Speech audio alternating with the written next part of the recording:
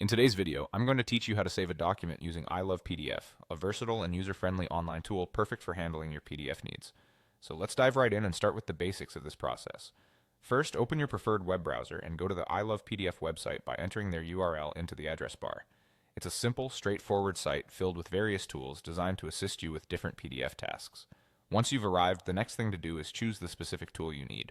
Most commonly, you'll be using tools such as the PDF to Word converter, but feel free to explore their other offerings that might better suit your task at hand.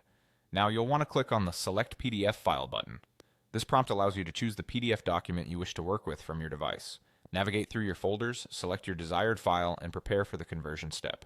After selecting your file, you will see an option to convert your document by clicking on Convert to Word or another format, depending on your initial choice. This conversion process is usually quite quick, but it may take a bit longer depending on your file size and your internet connection speed. Upon completion of the conversion, ILovePDF provides multiple options for saving or sharing your newly converted document. If you'd like to download it directly onto your device, simply click the download button and the file will be saved to your default download location.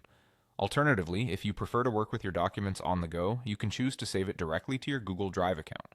This option is incredibly handy for managing files when switching between different devices. Moreover, ILovePDF gives you the flexibility to share the document with others. You can do so by sharing a download link with your friends or colleagues, or even by scanning a QR code for immediate access, which can be particularly useful for quick transfers during meetings or group work sessions.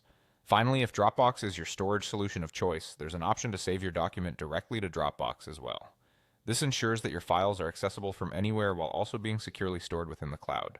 There you have it, a comprehensive walkthrough of saving your files with ILovePDF. It's a practical tool that makes working with PDFs a breeze, providing you with multiple options for managing, sharing, and accessing your documents with ease.